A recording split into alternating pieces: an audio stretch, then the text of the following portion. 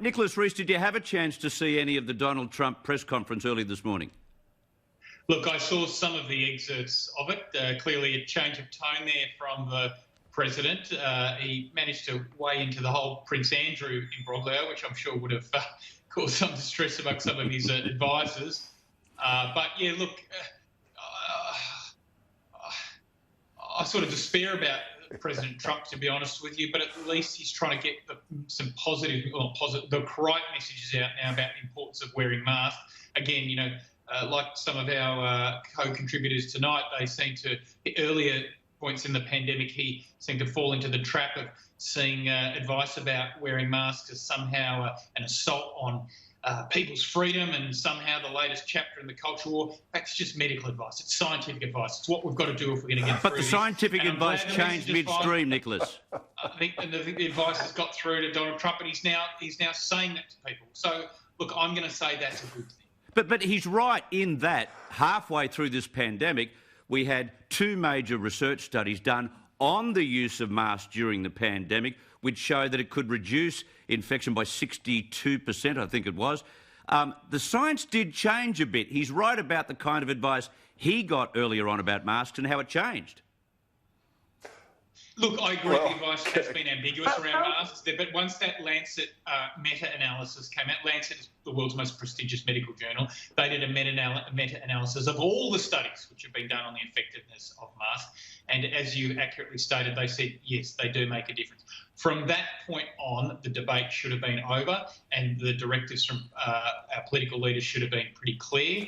Now, Donald Trump has been probably the last of, you know, leaders in the free world to finally get that message. But, look, it's a good day that now he is finally getting that message out to his people. What are your thoughts, Corey, on the way he handled himself today? Very measured. Yes, he was measured. But can I just say, Chris, anyone that says we've got to respect the science or respect the experts, everything they say after that is BS, because what we've heard, and you've pointed this out, so many about faces, mea culpas, we got it wrong in all of these reports. And the problem we've got is that Donald Trump actually called it accurately very early in the piece. And if you go around the world, you will see that permanent lockdowns haven't worked particularly well. They've got a political problem in America where COVID has been absolutely manipulated for political purposes. And I'll give you one example. In a Florida hospital, they said 98% of tests are coming back as positive. Well, it was actually 9.8% of tests. But the headlines go around, it's an epidemic and it's killing us all. This is politically manipulated, and Nicholas, of course, hasn't missed his opportunity to do the same. He didn't want any... Can I jump in on that, Chris? Go on, James. I want to give James a share of this one because I know he's a great Trump watcher. Well, yeah, and I mean, it's like, look, Fauci at the beginning said we don't need to do masks. The CDC said we don't need to do masks. And so now, of course, you know, Trump says we need masks. And I suspect, you know, within 2 weeks, we're going to see everybody on the left say, well, actually, maybe he's not so sure. We're not so sure about that. And maybe the whole wind's going to change on that. But in a serious note, though, Corey is absolutely right. Coronavirus has been the most, it's been ghoulish the way the media and the left have played it as a political football. They are praising Andrew Cuomo in New York State.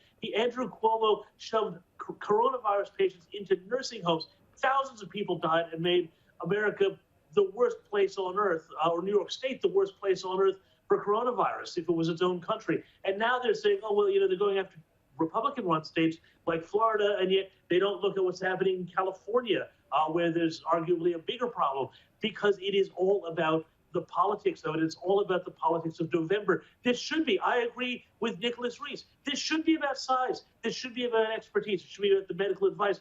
But in America right now, I got to tell you, Chris, they are using this, the left is using this as a huge political football with one aim and one aim only, and that is to get Donald Trump out of office come November.